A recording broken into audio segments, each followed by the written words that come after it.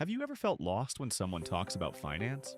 Words like asset, liability, dividends, or inflation can sound confusing, but they don't have to be. In this video, we're going to break down the most important finance terms in a simple way, and by the end, you'll understand them all. Whether you're saving, investing, or just trying to make sense of your money, this video is for you. Asset? An asset is something you own that has value. This could be cash in your bank account, a car, your house, or even stocks. Assets can be tangible like property or intangible like patents or trademarks. The key idea is that assets can help you generate income or increase your wealth over time. Liability. A liability is the opposite of an asset. It's something you owe. For example, loans, credit card debt, or a mortgage are liabilities. Liabilities take money out of your pocket, so understanding them is crucial for managing your finances. The goal is to have more assets than liabilities. Equity? Equity is the difference between your assets and liabilities. Think of it as your net worth. If you own a house worth $200,000 and owe $150,000 on your mortgage, your equity is $50,000. Equity is what you truly own after paying off debts. Revenue? Revenue is the total money a company earns from selling its goods or services. If a coffee shop sells $1,000 worth of coffee in a day, that $1,000 is its revenue. It's important to remember that revenue is not profit. Costs need to be subtracted to find out the profit. Profit? Profit is what's left after subtracting costs from revenue. Using the coffee shop example, if it costs $600 to make the coffee, the profit is $400. Profit is the real measure of how well a business is doing. Dividend? Dividends are payments a company makes to its shareholders from its profits. If you own shares of a company, you might get a dividend as a reward for investing. Dividends can be in cash or extra shares, and they are a way to earn passive income. Interest? Interest is the cost of borrowing money. If you take a loan or use a credit card, you pay interest to the lender. On the flip side, if you deposit money in a bank, the bank pays you interest for letting it use your money. Interest rates can be fixed or variable. Inflation. Inflation is the rise in prices over time. For example, if a loaf of bread costs $1 today and $1.10 next year, that's 10% inflation. Inflation reduces the buying power of money, which is why it's crucial to invest your money so it grows faster than inflation. Stock? A stock represents ownership in a company. When you buy a share, you own a small part of that company. Stocks can give you returns through price appreciation and dividends. However, they also carry risk because the value can go up or down. Mutual fund. A mutual fund is a collection of stocks, bonds, or other assets managed by professionals. Instead of picking individual stocks, you can invest in a mutual fund and let experts manage the portfolio. It's a simple way to diversify your investments. Exchange Traded Fund, ETF.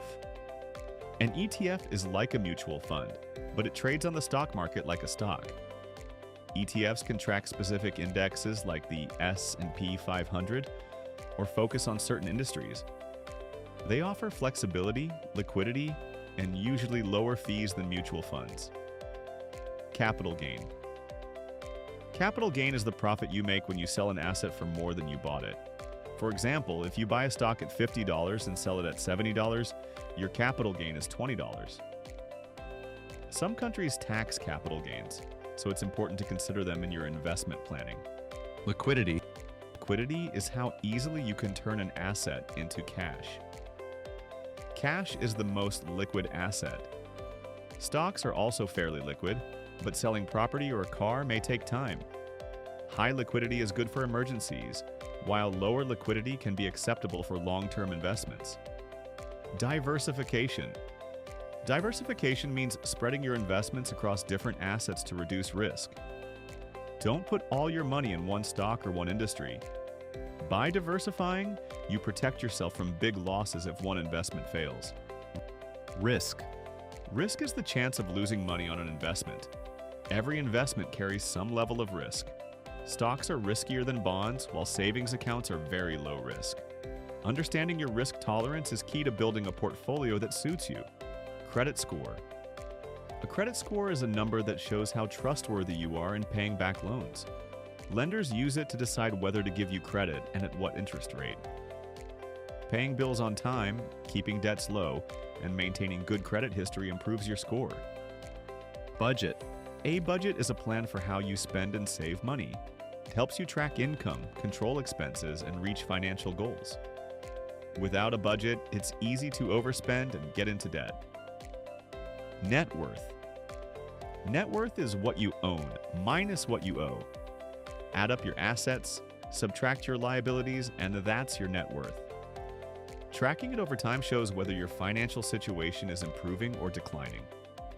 Compound interest. Compound interest is earning interest on both the money you saved and the interest it has already earned.